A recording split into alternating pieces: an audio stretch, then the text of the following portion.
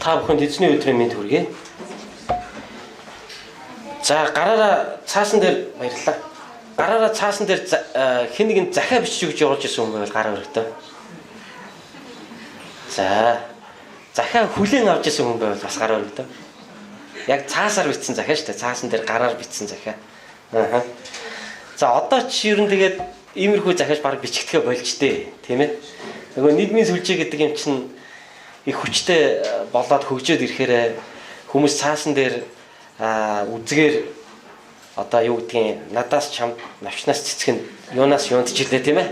Нөгөө тийм гоё үгтэй захианууд баг бичигдэхэ болцсон тий. За ерөнхийдөө товчлол одоо тэгэл юу байна юмгүй юу гээл тий. Тэгэл баяртаач байхгүй тэгэл заримдаа нэг олон нийтийн сүлжээгээр хүнээс нэг 3 юм асуувал нэг 3 дахьт нь хариулаад тэгэл таг тийм ээ. Гол нь 3 юм асуугаад байгаа шүү дээ. Сайн уу ажил нь сайн уу сонин сайхан юу байна гэсэн чинь хамгийн сүүлд нь сонин сайхан гэдэгт нь хариулсан байгаа байхгүй юмгүүдээ тэгээ болоо. Эхний дээр сайнууд нь байхгүй ажил төрлийн сайн уу гэдэгт нь ч бас байхгүй тэгээд ер нь нэг 5 юм асуухад сүүлийн өгүүлбэрт нь хариулдаг ч юм. За гих мэтчлэн. Тэгэхээр цаасан дээр бичсэн загтлыг бид хэн нэг ингэж бичиж илгээнэ гэдэг бол их үнцэнтэй тухайн үедээ. Маш их одоо цаг гаргаад бодоод цэвэрхэн бичээд алдаагүй бичээд ингээд өөрийн санаа оноогоо ингээд гоё илэрхийлээд ингээд за тийм захиаж бас бусдаас хүлээж аваад задлаад унших бас их гоё. Тэгээ тэр мэдрэмжийг та нар бас мэдэрч ийсэн баг. Ялангуяа хайртай хүнээсээ тийм захиа аваад уншиж ийсэн бол бүр гоё тий. За авж байгаагүй хүмүүс авахултгай гэж ерөөе. Тийм захиа. Ер нь их гоё байдаг. Би баг насаа санаж байна. Ээжийн маань дүү манай ихч одоо миний наагц ихч маань одоо юу Молдовын Кишиневт сурдаг байсан. Тэгээ тэр үед Молдов улс болохоор зөвлөлт холбоот улсын нэг республик нь байсан. Одоо бол тусгаар тогтносон Молдов улс гэж байгаа шүү дээ. Тэгээ Молдовын Кишинев гээд хотод манай ихч олон жил бараг 6-7 жил сурсан дөө. За тэр бол 80-аад оны үе учраас ингээд захиа бичээд явуулдаг байсан. За тэгээ ихчийн мэн захиаг ингээд бүгдээрээ ингээд лагер дээрээ ингээд цуслан гарсан байсан үед ингээд бүгдээрээ тойрч суугаал өвөө ингээд эхнээс нь ахуулаад бүгдийг уншаал. За тэгээд хүн болгонд одоо ингээд ихч мэн одоо тэрмэн сайн уу одоо тэгэрээ ингээрээ гэж хэлээрэй ч гэдэг юм одоо ингээд хүн болгонд л одоо ингээд нэг минь тусын үг дамжуулаад минь тус дамжуулаад тэгээд хэлэх гэсэн үгээ хэлээл төгсгөлөө хэлээл ингээд 7-8 хуудас захиа бичсэн. Тэгээд тэрийг уншина гэдэг бол аюу амттай. Айгуу гоё ер нь. Тэг тийм сэтгэл догтлоосон одоо тийм догтлоосон мөч болдог. Тэгэл буцаагаал номын ихч рүү захиа бичиж явуулна гэж хэвээр мянган юм болдог байсан ерөөсөө. Ой нөгөө захиагаа бичээч гэдэг ингээд нөгөө захиагаа бичиж гэн гээл хэвээр юу оруулах вэ? Яаж бичих вэ? Нөгөө тэрийг энийг бичих үү яах уу гэл ингээд зөндөө юм ингээд бичээл ингээд доктонд тэгэл ингээд явуулдаг. Нөгөөх нь одоо яадаг нэг сар гармын дараа очдөг юм уу яадаг юм. Тэгэл одоо нөгөөхөө уншдаг. Айгу амттай тэр нь. За манай цэрэгт байсан нэг ах маань авга ах маань цэрэгт яваад зүүн баянгийн цэргийн ангид албаж байхдаа бас гэрийн луга захиа бичдэг байсныг би санаж байна. Тэгээд манай болон одоо аавын бусад дүүнэр нь одоо манай эмээ энэ төр ингээд одоо ингээд хүүгийнхаа захиаг аваад уншиж ирснийг бас би сандаг байхгүй. Тэгээд нэг ийм үгэн дээр нь тэд нар бүр ингээд нэг захиаг нь уншаад хөхрөлдөжсэн. Яасан гэхээр авга ах маань нэг эмэгтэй сайн. Тэгээ цэргээс ирээд тэрнтэйгээ суух гэж байгаа. Ер нь бол үерхэж байгаа. Тэгээ цэрэгт явцсан. Тэгээд тэр эмэгтэйг нь болохоор энэ биш гэдэг. Тэгээд төгсөн ах маань тэгж утсан байгаа. Захиагаа ингэж бичиж өччихсэн төгсгөлд нь марцснаас энэ биш минь түргээрэй гэж. Миний мэндийг дамжуулаарай гэж. Тэгээд манай гэрхэн болохоор юу гэж тэрэн дээр юу гэж инээлсэн мэхээр марцснаас байгаадах та яадаг юм бэ гэж. Тэ марцснаас байгаадах та яадаг. Одоо хайртай эмэгтэйтэй одоо хэрвээ минь хүрэх гэж байгаа бол тийм ээ хамгийн хайртай хүндээ бидрээр дамжуулж ингэж минь хүрэх гэж байгаа бол төгсгөлд нь марцснаас байгаадах та яадаг. Энэ үгийг уншуулж болохгүй шүү. Энэ үгийг харчих юм бол нөгөө эмэгтэй гомдсон шүү гэх мэтчлэн тэ. Айгүй тэгэж ингэж ярьж байсан. Тэгээ ингээд аваад үзэхээр захиа гэдэг тухайн үед айгүй үнцэнтэй. Тэгээ ялангуяа тэр захиаг ямар үгээр бичиж гин гэдэг нь өөрөө айгүй үнцэнтэй байсан. Тэнд яг ямар үг оруулах уу, ямар үг оруулахгүй байх уу, яаж бичвэл энэ хүн яг миний санааг яг зөв ойлгох уу гэдэг энэ бол айгүй чухал үнцэнтэй байсан маа. Тэгэхээр өнөөдөр Библи бас бидэнд нэг чухал үннийг хэлдэг. Тэр нь юу вэ гэвэл та нар бол ариун сүнсээр бичигдсэн Христийн захиа гэдгийг мэдэх үү? Та нарын амьдралыг хүмүүс харахдаа өөрсөнд нь битсэн Христийн хайрыг танаас олж уншдаг. Та нар бол амьд захианууд юм а гэж эзний үг өнөдөр бидэнд хэлж байгаа. Хэдийгээр бидний амьдрал цаасан дээр бичигдээгүй ч гэсэн таны бусдад харилцаа, таны биеэ авч явах байдал, таны аливаад хандж байгаа хандлага, таны ажил үйлстэй хийж байгаа зүйл, таны үр жимстэй байдал, таны гэр бүл, таны бүх зүйл өөрөө Христийн захиа болж энэ дэлхий дээр яг амьд хөдөлдөг захиа болж эзнэр бичигдсэн ийм захиа мөн шүү гэдгийг өнөөдрийн бидний уншсан 2 дугаар Коринтын 3 дугаар бүлэг бидэнд тодорхой өгүүлж байгаа. Тэгэхээр захиаг уншихдаа хүн тухайн бичигчийн сэтгэл зүрхийг ойлгодогтой адилхан өнөөдөр та бид хоёрын амьдралыг харахтаа энэ хорвоо Христ Есүсийн хайрыг бидний амьдралаас олж харж чадах уу? Христийн зүрх сэтгэл жохом ямар байдгийм бэ гэдгийг таны амьдрал харуулж буй амьд захиа болж чадаж байна уу гэж. 3 дугаар бүлгийн эхний 3 ишлэлийг би та бүхэнд дахиж уншмаар байна. Бид дахин өөрсдөө магтаж эхэлэх үү? Эсвэл зарим хүний адил та нарт үзүүлэх, эсвэл та нараас авах итгэмжлэлийн захиа бидэнд хэрэгтэй юу? Та нар бидний зүрхэнд бичигдэж бүх хүнээр уншигдаж мэдэгдсэн захиа минь шүү дээ. Та нар биднэр үйлчлэлд бэлтгэгдэн бэхээр бус харин амьд бурхны сүнсээр чулуун самбарт бус харин махбодын зүрхэн самбарт бичигдсэн Христийн захиа гэдгээ харуулсан гэж хэлсэн байна. Амен. Үнэхээр гоё хэлсэн энэ хэсэг. Үнэхээр гоё хэлсэн. Тэгээ энэ хэсэг бол тухайн үеийн 1-р зууны үеийн чуулгануудын дунд байсан нэг юм харилцааны асуудал төр тулгуурлаж энэ захиа гэдэг асуудал яригдсан байгаа юм л та. Тэр нь юу вэ гэвэл 1-р зууны үеийн Христийн одоо энэ дэлхий дээр үүсчихсэн анхны чуулгануудын дунд ямар одоо соёл тухайн үед байсан бэ гэхлээр ямарваа нэгэн номлогч чуулганаас чуулган руу яваад ингээд номлол хийгээд олон чуулгануудаар ингээд явж байгаа тохиолдолд тухайн номлогч маань дараагийн чуулганд очихын тулд энэ илгээгдэж байгаа чуулганаас захиа аваад явдаг гэсэн байна. Тэгээд дараагийн чуулган дээр очиод эзний үгийг дамжуулахдаа нөгөө өмнө нь одоо үйлчилж исэн чуулганаас захиа аваад одоогор манайхаар бол одоо нөгөө өмнө ажиллаж исэн газрын ажлын тодорхой хэлдэг. Шинэ ажилд орохдоо хуучин ажилд одоо албан газар ажиллаж исэн газраас тодорхойлт авдагтай адилхан юм л да. Тэгээд нэг тийм захиа аваад очиод намайг тэр гэдэг би тэр газраас ирсэн. За энэ хүмүүс намайг гэрчилнэ гэдэг. Тэгэхээр нөгөө хүмүүс нөгөө хүний захиа нөгөө өмнөх цуглааных нь тэр хүний тэр номлогчийн талаар бичсэн захиаг нь уншиж үзээд за та манай цуглаанд сургаал номж болно гэж зөвшөөрдөг байсан жишээ. Тэгэхээр ийм одоо соёл бол тухайн үеийн 1-р зууны үеийн чуулгануудад бол байсан. Тэгээд ямар ч гэрчлэх захиа байхгүй одоо номлогчийг жишээлбэл таныг бид танихгүй, мэдэхгүй, хаанаас ирсний чинь мэдэхгүй, үнэн зөв сургаал заагаач ч үгүй ч бид нар үнэндээ мэдэхгүй байна. Тийм ээ. Тийм учраас уучлаарай танд тодорхойлт байхгүй учраас өөрөөр хэлбэл одоо энд хэлж байгаагаар бол таныг одоо баталж бичсэн загтал байхгүй учраас бид нар таныг номлуулж чадахгүй ч гэдэг юм. Тэгэхээр иймэрхүү асуудал бол 1-р зууны чуулганд бас байсан байна.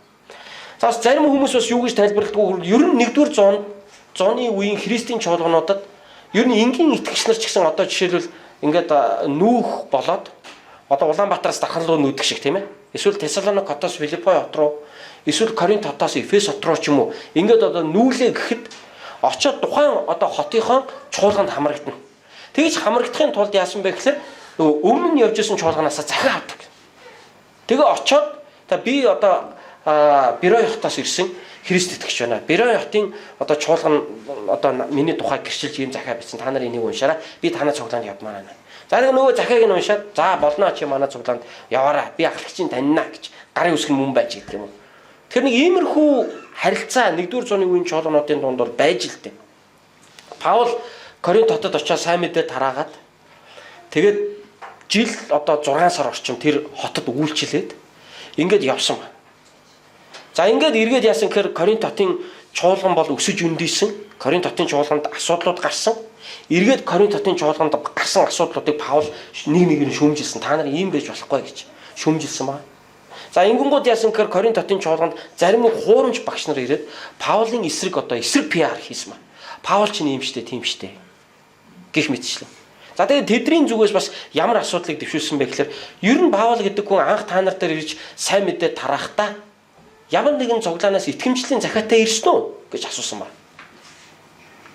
Нэг тийм захиа занаа байхгүй бол нэг нөхөр ингээд доншуучлал яваад идэм биш үү гэдэг.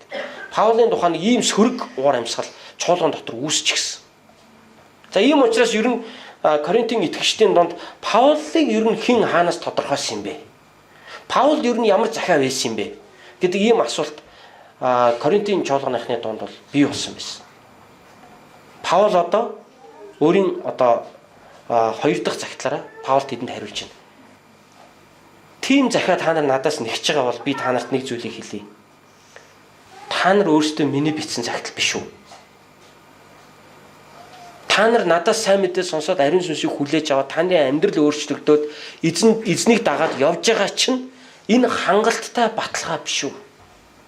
Энэ би эзнээс илгээгдсэн эзний илч байна, эзний төлөөлөгч байна гэдгийн хангалттай үр жимс нотлохоо нь энэ биш үү гэж Паул асууж байгаа тэдрээс.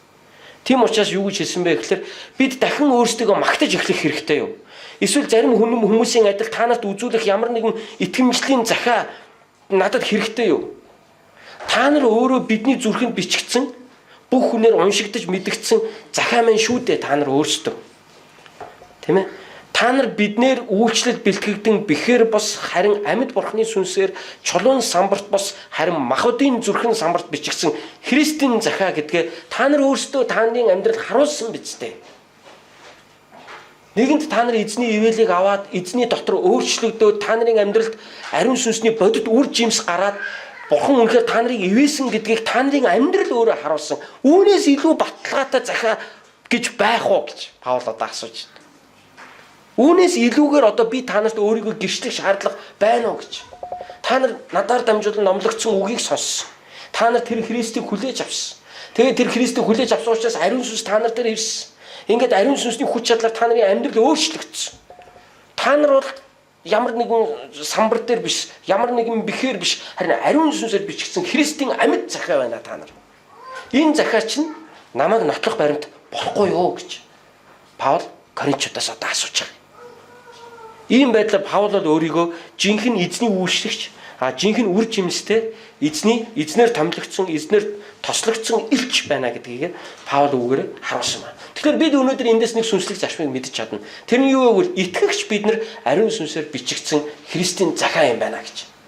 Итгэгч бид нар энэ үедээ өөрсдийнхөө амьдарч буй энэ цаг үедээ, энэ түүхэн цаг үедээ, энэ нийгэмдээ бид нар ариун сүнсээр бичигдсэн Христийн амьд захианууд юм байна гэдэг. Тэр сүнслэг үннийг бид нар өнөөдөр энэ сургаалаас маш тодорхой харж байна гэж. Ингээд Паул энэ хэсгийг өшөө илүү ойлгомжтойгоор тайлбарлахын тулд 4-р ишлэлээс ахуулаад 4-р ишлэлээс ахуулаад 14-р ишлэлд хүртэл Паул юуны тухай тайлбарласан бэ гэхээр хуучин гэрээ болон шинэ гэрээний талаар маш тодорхой тайлбарж ойлгуулсан байна. Хуучин гэрээний хууль өөрөө анх Израильчуудад өгөгдөхдөө Мосегаар дамжуулан өгөгдсөн. Мосегаар дамжуулан өгөгдөхдөө ийм чулуун ийм самбар дээр бичигдэж өгөгдсөн байна. Тэгээд тэр хуулийг Израильчууд олон зуун жилийн туршид папирус буюу сүрлээр давтаж хийсэн ийм тухайн үед бол цаас гэж байгаа учраас эртний ийм папирус гэдэг ийм юм бичдэг байсан ийм материал дээр модны холцоор хийдэг сүрлээр хийдэг тийм материал дээр тэрхүү хуулиудыг израильчууд ингэж хуулан бичиж дараагийн үедээ ингэж уламжлуулдаг байсан байна. За тэгээд энэ хууль нь ийхүү өгөгдснөөр израильчуудын амьдрал өөрчлөгдсөн үү гэдгийг Паул энд ярьж байгаа. Тэд нар өөрчлөгдөж чадаагүй.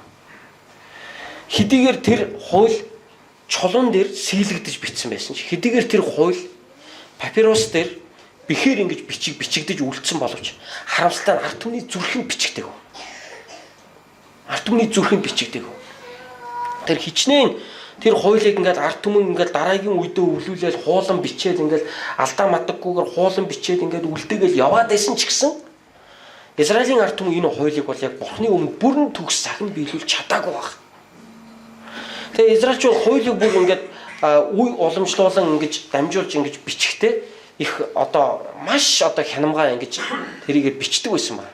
Жишээлбэл үзгээ бихэнд дүрээд ингээ папирус дээр бичнэ. Тэгээд бурхан гэдэг нэр гараад ирвэл дахиад үзгээ угаана. Тэгээ шинээр дүрээд бичнэ. Тэгээ ингээд цаашаа бичиж явж хагаад дахиад эзэн юм уу бурхан гэдэг нэр гараад ирэх юм бол үзгээ угаагаад шинээр дүрээд бичнэ.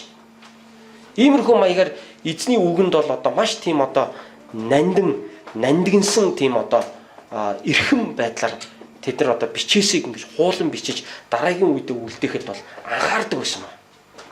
Тэг үнэхээр энэ бол чухал үн цэнтэй зүйл байсан.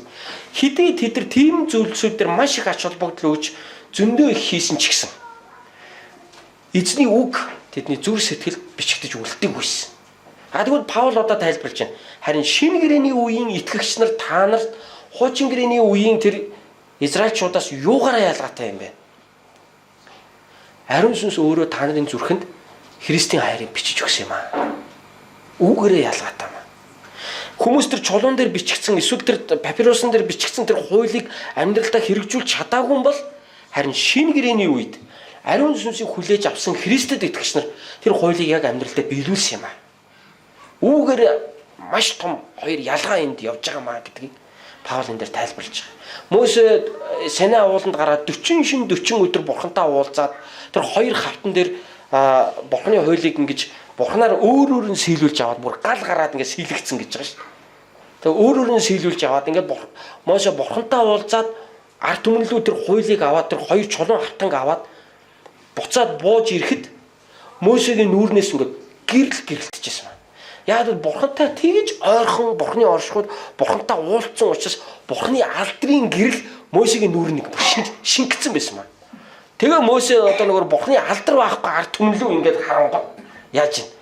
Мөсегийн нүүрнээс яасан. Бурханы алдар тэгж бүр гэрэлтчихсэн маа. Тэгээ ард түмэн бүр Мөсегийн нүүрнээс гэрэлтчихсэн тэр бурханы ариун байдлын гэрлийг харахад бүр харж чадахгүйсэн учраас та нүүрэн дээгүүр бүтээлэг бүтээчээч гэж бүр ард түмэн рүү гуйсан байдаг Мөсегээс. Тэгээ Мөсе яасан гэхээр одоо нүүрэн дээгүүрээ бүтээлэг бүтээдэг. Тэгээд бүтээлэгтэй нүүрээр Израилийн ард түмэнтэй харьцдаг гэсэн. Яг л бүтээлгээ авчих юм бол гэрэлтэй байгаа учраас Израилийн ард түмэн тэр гэрлийг харж чадахгүйсэн. Яг л хүн чинь бурхны ариун байдлын өмнө тийм тэнцшгүй нүгэлтэй. Бурхны ариун байдал гэдэг бол хүний хажууд тийм одоо цоо ариу гэсэн утгатай байхгүй тийм ээ. Шив шин гэдэг шиг тийм ээ. Цоо шин гэдэг шиг одоо цоо ариу. Тийм учраас бурхны тэр алдрын гэрлийг хүн гэдэг амьтан юус харж чадахгүйсэн.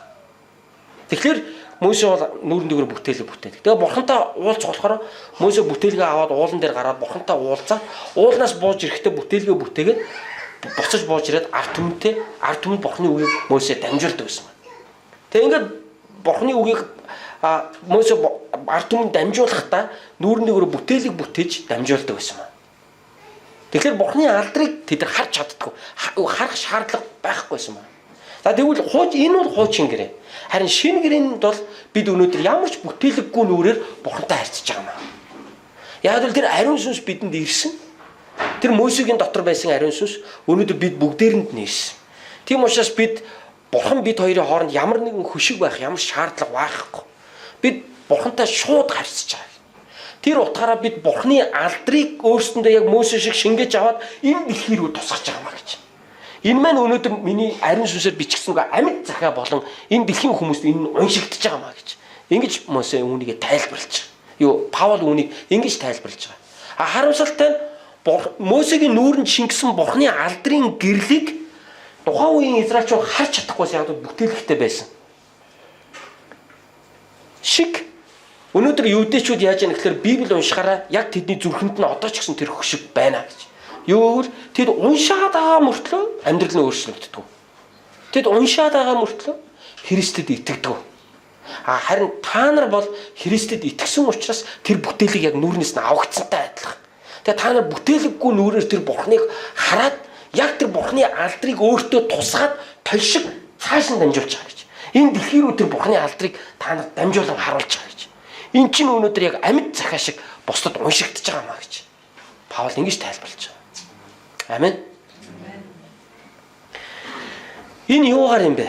Энэ юуны хүчээр хийгдэж байгаа юм бэ? Энэ ариун сүнсний хүчээр хийгдэж байгаа маа гэж тайлбарлаж байгаа. Хичнээн тэр чулуун дээр сийлэгдсэн үгийг, хичнээн тэр папирус дээр бичигдсэн тэр бурхны хуулийг хүмүүс мэдээдсэн мөртлөө уншиж хэрэгжүүлж чадахгүйсэн бол харин өнөөдөр бид хэрэгжүүлж чаднаа. Христэд итгэсэн бид нар хэрэгжүүлж чаднаа. Яагаад? Ариун сүнсний хүчээр бид нар үүнийг хийж чадна гэж Паул тайлбарлаж байгаа. 5 дугаар ишлэгийг та нар харуул ингэж хэлж байна.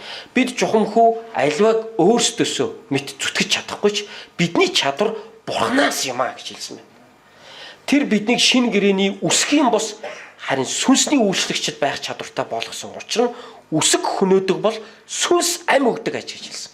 Тэр чулуун дээр бичигдсэн үсэг өөрөө Израильчуудад та нар бол нүгэлтэй шүү гэдгийг л заагаад байсан болохоос биш яаж нүгэлгүй амьдрах вэ гэдэгт нь ямар ч шийдэл тэдэрт бол байхгүйсэн. Харин шинэ гэрээний итгэгч бидний хувьд бол бид ариун сүнсний хүчээр нүглийг ялан дэлж амьдрахад өнөөдөр бид нар сургагдаж байгаа. Түүгээр бид хуучин гэрээний итгэгчдээс ялгаатай гэж. Хуучин гэрээний итгэгч нар бол гэмтэй гэдгийг мэдээд байдаг. Бурхны хууль ариун байдлыг заагаад байдаг гэдгийг мэдээд байдаг. Гэхдээ ариун сүнсгүй учраас тэр хуулийг дагж чаддгүй байсан бол харин шинэ гэрээний итгэгч нар ариун сүнсийг авсан учраас Бурхны хуулийг хэрэгжүүлж чадна гэдгийг зааж байгаа. Энэ. Тийм учраас хуучин гэрээний хууль бол зөвхөн яллахын тулд байсан бол харин шинэ гэрээний ариун сүнс бол бидэнд ам өгөхийн тулд байгаа юм аа. Тэр хуулийг хэрэгжүүлэхийн тулд байгаа юм аа гэж хэлсэн байна. Ингээд чулуун дээр бичигдсэн тэр хуулийн алдар Мосегийн нүүрнээс гэрэлтжсэн тийм алдартай юм бол өнөөдөр ариун сүнсийг авсан бидний амьдрал тэрнээс илүү алдартай байх ёстой шүү дээ гэж Паул тайлбарлаж байгаа. Зүгээр нэг ял зэмлэлийн хуулийн үгс Мосегийн нүүрнээс тийм Бурхны алдрыг ингэж гэрэлтүүлжсэн тийм сүр жавхлантай байсан юм бол тех тусмаа ам өгж байгаа, өршөөлийг өгж байгаа, аврал өгж байгаа Бурхны үг ариун сүнсний үйлчлэл тэрнээс илүү их алдрыг бидний амьдралаас харуулах босоо гэж өнөөдөр Паул итгэгчдээс бас асууж байгаа. Тэгэхээр ахын дүүсээ энэ сургаалын хэрэгжүүлэлтэнд би та нарыг нэг л зүйлд уриалах гэж байгаа. Тэр нь юу вэ гэвэл эзний ариун сүнсээр амьдраарай. Юу вэ гэвэл хуучин гэрээний итгэгчдээс бидний өнөөдрийн ялгаж байгаа ялгаа бол тэд ариун сүнсгүй. Гэхдээ тэд мэдчихсэн. Тэгээд тэд чаддгүй байсан. Тэгээд тэд ялтаа гэмтэй гэдгээл мэдээл ял зэмлэл дотроо малаа алаад тахлаа өргөөл намайг уучлаач гэдээ ингээл амьдарч байсан. Харин бид өнөөдөр мал алах шаардлага байхгүй. Бидний өмнөөс Есүс Христ нэг удаагийн төгс тагил болсон. Харин бид өнөөдөр ариун сүнсний хүч чадлаар амьдрахад л болоо. Бид ариун сүнсний хүч чадлаар бид эзний өгсөн хуулийг бид нар амьдралдаа хэрэгжүүлж чадна. Бие бинийгээ хайрлах тэр хуулийг бид нар амьдралдаа хэрэгжүүлж чадна. Яа тэгвэл тэр хууль цаасан дээр эсвэл ямар нэгэн чулуун дээр бичигдээгүй харин тэр хууль өөрөө ариун сүнсээр дамжуулан Есүст итгэх тэр мөчөд таны зүрх сэтгэл бичигдсэн учраас. Би өнөөдөр танаас асуумаар байна. Та Христийн амьд захаа муу юм аа. Гэхдээ та үүнийг хэр харуулж амьдардаг вэ? Та үүнийг бусдад харуулж, та бусдад уншигдахуйц Христийн хайрын ариун сүнсний амьд захаа байж амьдрий гэж хүсэж байгаа бол та ариун сүнсээр дүүрэн амьдрах хэрэгтэй. Бид ариун сүнсээр дүүрэн амьдрах хэрэгтэй. Бид ариун сүнсээр дүүрэн амьдрч эзний хуулийг, эзний үгийг, эзний хүслийг амьдралд биелүүлж байгаагаараа бид бол энэ дэлхийд Христийн бичиж өгсөн амьд захаа болж бид уншигдах учиртай юм. Тийм учраас Паул энэ хэсэг дээр юу гэж хэлсэн бэ гэхээр тэр хэлж ин та нар бидний зүрхэнд бичигдэж бүх хүнээр уншигдаж мэдгдсэн захаа маань шүү дээ гэж хэлсэн байна. Коринтчуудыг хэлж штэ. Та нар бүх хүнд уншигдаж мэдгдсэн захаа минь шүү дээ гэж хэлж байна. Тийм ээ. Тэгэхээр өнөөдөр Бурхан Есүс хүмүүс таны амьдралыг харахтаа Бурханы бичсэн загтлыг олж харж байгаа хэвээр. Хүмүүс таны амьдралыг харахтаа Есүс Христийн бичсэн тэр амьд загтлыг олж харж байгаа хэвээр. Тэгэхээр бид яаж Есүсийн бичсэн амьд загтал байх юм бэ? Бид Есүст итгэснээрээ бид гимээ гимшиж Есүс Христэд итгэж ариун сүнсийг авснараа л ийм болсон гэдгийг тайлбарлаж байгаа. Тэгээд төгсгөлийн 16, 18 дахь ишлэгийг би уншаа. Яг бол дундлын хэсгийг би сая яриан дотроо бүгдийг тайлбарлчихсан учраас би дахин уншиж нурших шаардлага байхгүй гэж би бодож байна. 16, 18 дахь ишлэл. Гэвч эзэнд хандаж эргэх бүрдэн бүтээлэг авагддаг. Эзэн бол сүнс, эзний сүнс хаана вэ тэнд эргчлөө байдаг. Харин бид бүгд бүтээлэггүй нүрээрээ эзний алдрын тусгалыг тойлдох мэт хараад түүний дүрд эзний сүнсээр алдраас алдарт өөрчлөгддөг гэж хэлсэн байна. Хуучин гэрээний юудэчүүд ингэж чадахгүйсэн байхгүй. Харин шинэ гэрээний итгэгч нар ингэж чадж байгаа. Явгаар ариун сүнсээр юм а гэж. Тийм ээ. Тэд бол тэр Мосегийн нүүрэн дээр байсан бүтээлгийн улмаас Бурхны алдрыг харж чадахгүйсэн бол харин өнөөдөр Есүс бидний төлөө загалмай дээр цовдлон насууж бидний гмийг уучлснараа бид ямар ч саадгүйгээр, ямар ч тусгаарлах ханаггүйгээр, ямар ч бүтээлэггүйгээр, ямар ч хөшиггүйгээр Бурхны алдрыг шууд бид харах боломжтой болсон. Өөрөөр хэлбэл бурхан шууд таны амьдралд орж ирсэн. Ариун сүнсээрээ дамжуулаад. Тэгээ тэр ариун сүнсний хүч чадлаар өнөөдөр бид нар бурханы алдрыг энэ дэлхийд бид нар гийгүүлж, гэрэлтүүлж тэр бурханы алдрын тусгалыг бид нар харуулж амьдрах хэрэгтэй. Тэр тойл ямар үүрэгтэй вэ? Багада бид нар нэг тойлоор хүүхдүүд нэг томог үтээр нэг тоглодог. Би ч гэсэн тийж тоглож исэн. Тэгээ ялангуяа 100 пенрийн цуслан мосонд те нөгөө нэг өрөөнийхөө тойлыг авч гарч ирж байгаа л нөгөө босод бүлгийн хүүхдүүд рүү ингээл наранд тусгаал те ингээл яа сад дэггүүтэй хоорондоо тойлороо ингээл наранд ойлгосон нарны нөгөө нэг ойлтыг шууд нөгөө босдын нүүр мөрөн дээр тусгаал ингээл ингэж мингдэг. Тэг яг л тэрнтэй адилхан. Бурхны алдар над дээр тусаад энэ дэлхийд харагддаг. Тэгээ бид бол эзний алдрын тусгал болж бид өөрсдөө. Яагаад израильчууд тэгж чадахгүй байсан гэвэл хөшиг байсан учраас. Тэр гэрэл тэр толин дээр тусахгүй байсан. Урдан хөшиг байсан учраас. Харин одоо тэр хөшиг маань өөрөө Христийн дотор зайлуулагдсан учраас одоо Бурхны алдар над дээр тусаад шууд босд руу ойно гэж. Тэгэхээр та бол Христийн алдрыг ойлгож харуулдаг эзний тойл юм. Тэгэхээр энэ ариун сүнсээр хийгдэх болно гэдэг эзний үг өнөөдөр бидэнд хэлж байгаа. Би сая өнгөрсөн 2 сар 3 сард Европод явж байгаад ирснийг та нар бүгдээрээ сайн мэднэ тийм ээ. Европын монгол чуулгануудад очиод эзний үгийг дамжуулаад ингээд яваад ирсэн. Гэтэл Европ гэдэг маань өөрөө Христ итгэлийн 1000 гаруй жилийн түүхтэй юм газар байдаг. Гэтэл 20-ын жилийн түүхтэй монголчууд тэнд байгаа зарим нэг Европын одоо Христ итгэгчдээс илүү одоо гал халуун байгаад тэр ялгааг харж байгаа. Тэгээ Европын чуулганууд хэдэн зуун жилийн туршид баригдсан юм цуглаанууд байна л да. Цуглааны байшингууд байна л да. Ерөөс ингээд бүх ингээд эд хөрөнгөө зориулаад ингээд байрсан юм байшингууд байна. Тэр нь бол ерөөсөө зүгээр урлагийн бүтээл ерөөсөө.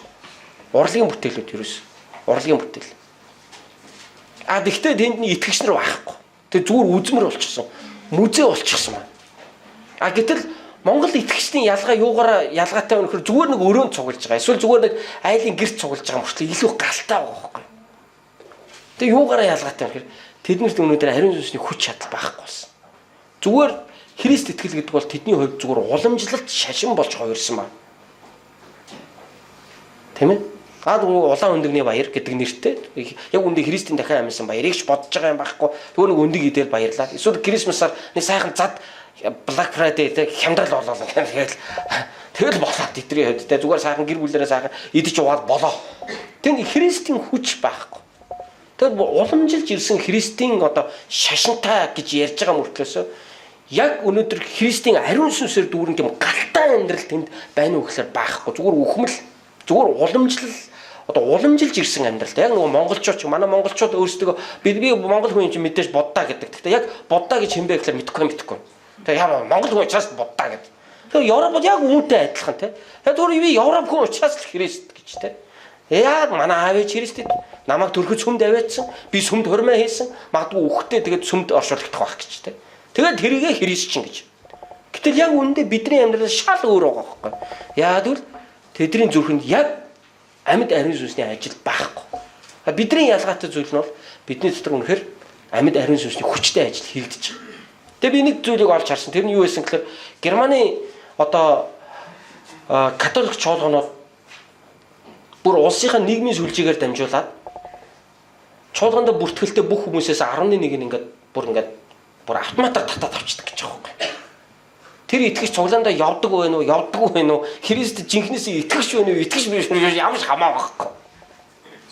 Зүгээр энэ бол зүгээр хороо хорны зүгээр нийгмийн нөгөө татварыг ингээд автоматар суудгаад авчихсан ш. Та нараа ажил хийж байгаа бол байгууллагад ажил хийж байгаа санхүүч нь ингээд тооцоод сарын сүүлээр цалингийн чинь таны данс руу хийхдээ 10% чи аваад юуны 10% чи аваад 20% чи аваад ингээд автоматар суудгаад үлдсэнийг ингээд дансан чи хийж байгаа шүү дээ. Тэр яг тэгдэг гэж байгаа байхгүй юу? Автоматар ингээд сүмэн ингээд одоо юу гэдгийг тэр татварын бодлогоороо бүр ингээд нийгмийн татварын бодлогонд нь орцсон байгаа байхгүй юу? 11 нь өөрөө. Тэгээд ингээд авчдаг. Тэгээ нөгөө хүмүүс нь болохоор амар дургу тэрэндээ амар дургу. Ингээ ууралдаг гэж байгаа байхгүй юу? Энэ мөн сүм өстө миний 11-ийг авч байгаа. Ингээ уурлаад. Тэг яг дотор ариунс байхгүй юм чи. Ямар ч итгэл байхгүй юу? Тэр зүгээр ингээ юм минь аваад байна гэдэг юм сэтгэлээр амьдарч байгаа байхгүй юу? Гэтэл бид нар яаж юм ямар ч тийм систем бидэрт байхгүй шүү дээ. Өгч гэж яг үүндээ шаардахгүй байгаа. Тэгсэн мөртлөө бид нар өөрсдөө ирээд өгж байгаа. Ялгаа нь юунд байна? Эзний үг тэдний хувьд бол хууль واخгүй зүгээр самбар дээр бичигдсэн үг. Харин бидний хувьд ариун сүнсээр зүрхэнд мэн бичигдсэн амьд үг واخгүй. Тийм учраас бид энийг нийгмийн сүлжээгээр биднээс татаж авсан аваагүй бид итгэлээрээ өгч байгаа. Тэгэхээр нөгөө шинэ гэрээний үйлчлэгч хуучин гэрээний зүгээр үсгийн үйлчлэгч хоёрын ялгаа үүндээ харагдаж байгаа. Хуучин гэрээний үсгийн үйлчлэгч бол яах вэ? Зүгээр тех ёстой учраас тех ёстой гэдэг нэг ийм байдлаар ханддаг бол харин шинэ гэрээний ариун сүнсийг авсан хүн бол тех ёстойдоо биш. Харин би эзэнд хайртай учраас эзэн намайг аварсан учраас эзэн намайг ивэж байгаа учраас гэдэг сэтгэлээр бид нар энийг хийж байгаа. Аль нь эзэн тааламжтай? Аль нь шашин, аль нь жинхэнэ амьдрал вэ? Тийм ээ. Энийн ялгаа өнөөдөр ч гэсэн дэлхий дээр байна. Ариун сүнсний хүч чадлаар бид эзний хуулийг биелүүлээ. Тиймээс аханд үсэ эзэнд хандаж эргэж ариун сүнсээр дүүрэн амьдраарай. Бүгдээ ариун сүнсээр дүүрэн амьдрий. Өчигдөр бид нар альфа курсын амралтын өдрийн хөтөлбөрийг бид нар хийсэн. Тэгээ бид нар тэнд ариун сүнсний хичээлийг видео хичээлээр сурсан байна. Тэгээ бид нар ариун сүнсээр дүүрхийн төлөө залбирсан. Тэгээ хүмүүс ариун сүнсийг тэнд өчигдөр гайхалтай мэдэрсэн байна. Тэгэхээр альфад явж байгаа хүмүүс бол одоохондоо бүтэн саяны цуглаанд ирэхгүй байгаа. Тэгээд зөвхөн альфа курст явж байгаа төгсөх юм бол тэгээд цуглаанд ирнэ. Тэгээд тэр хүмүүсийн төлөө бид нар хамтдаа залбирсан. Бид нар зүгээр л алгаа дэлгээ суугаад ариун сүнс минь та ирээч. Маш энгийн залбирсан.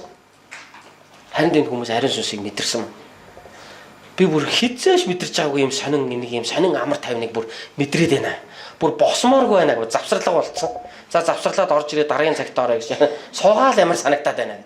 Яа үргэлж би ийм амар тайвныг би юусоо мэдэрч байгаагүй. Зарим хүн болохоор юусоо бүр яг ингээд бүр толгой дотор бүр ингээд нэг юм бүр ингээд мэдрэгдээд байсан. Энд ингээд эхлээд мэдрэгжсэн сүүлдээ ингээд толгоороо бүр ингээд гараа явчлаа гэж мэдэрч байсан.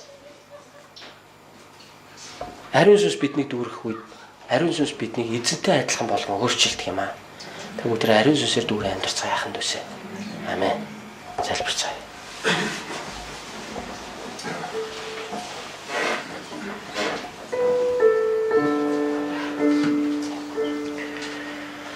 Тэгээ бүгдээ яг энэ цаг үеэд бас ариун сүнсээр дүүрхийн төлөө залбирая.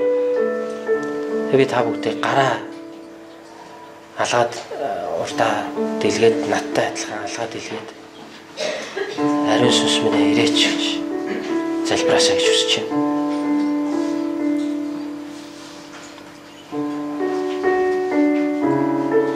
Ариун сүнс минь та намайг өөрчлөөч гэж та залбираарай.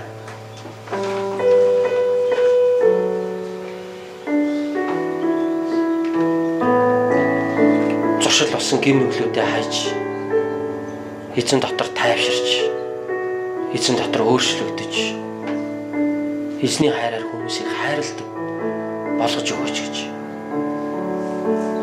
Хэрвээ амар тайван байхгүй байгаа хүн бол ариун сүнс минь та надад амар тайвныг өгөөч гэж залбираарай. Хэрвээ та амьдралдаа баяр хөөртэй байж чадахгүй бол ариун сүнс минь та надад энэ дэлхийн өгч чаддгүй бас энэ дэлхийн булааж авч чаддгүй тэр баяр хөөргийг өгөөч гэж залбираарай.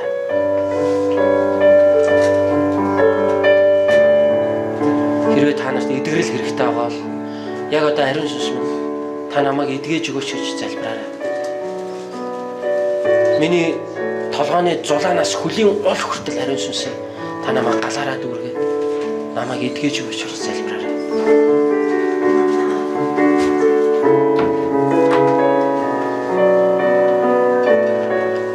Ариун сүнсний хүчит оршихуй бидний дунд одоо байна. Тэгээд ариун сүнсийг та одоо мэдрээрэй.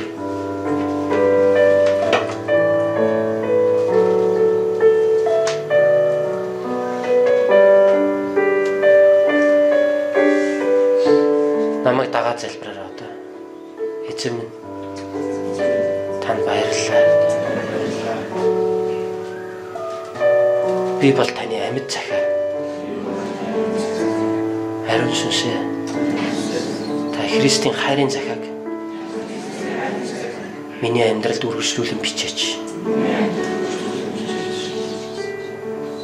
надаар дамжуулан энэ хорвоо таны хайрыг унших болтугай.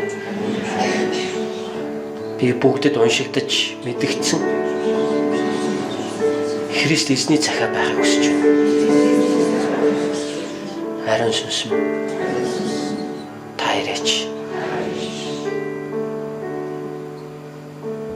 Ариун сүнс минь та намайг дүүргээч.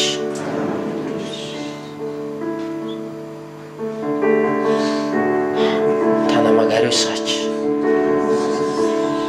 Надад хүч чадлыг өгөөч. Та надад амар тайвнаа өгөөч.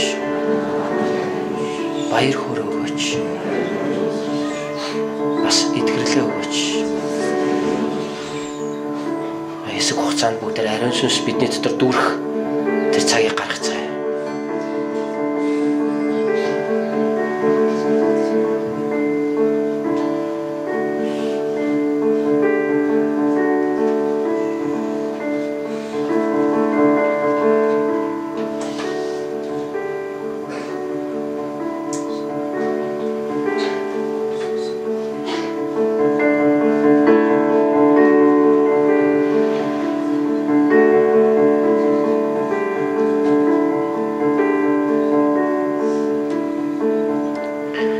Яг одоо эзэн өнөөдөр энэ цуглаан дээрээ суусан хэн гэдгийг би мэдэхгүй байна.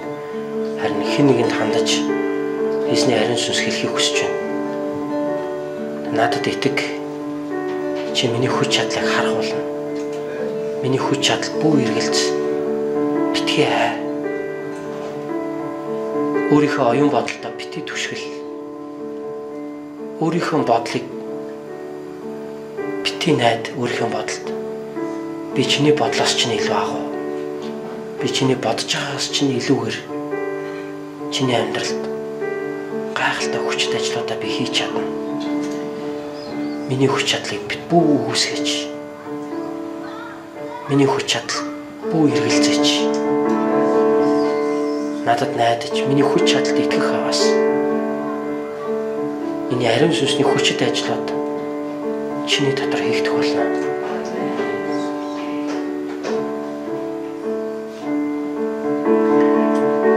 Бидний зарим нь яг өөрийнхөө бодлыг эзний өмнө тулгаад ийм л байх ёстой. Үүнээс өөр ямар ч гарц байхгүй, ямар ч арга байхгүй. Би ингэж л амьдрна гэд өөртөө бат тогтоочихсон хил хязгаарууд байна. Тэгээ тэр хил хязгаар дотроо өөртөө хоригдоод тэрнээсээ гарч чадахгүй амьдарч байгаа олон хүн байна. Харин ариун сүнс бидний бодлын хил хязгаарыг маань эвдэж түүний агуу хүчит ажил бол хязгааргүй бөгөөд тэр таны амьдралд гайхалтай арга замуудаар туслах чадвартай гэдгээ энэ сууж байгаа зарим хүмүүст үнэхээр ойлгохыг хүсэж байна.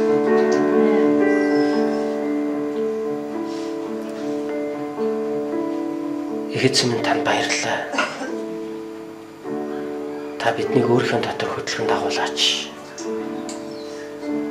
Есүсийн нэрээр залбирлаа. Өдөр босоод хамтдаа эзний магтанд болцгаая. Хамт болцгаая. За тэгэрч ариун сүнс. Ирээч та өмнө ариун сүнс. Өдөр хамтдаа эзэн тандан ирээч та үнний ариун сүнсээ хэмээн. Түүн өдөр энэ дууг залбирал болгоод хамтдаа өргөцгөөе.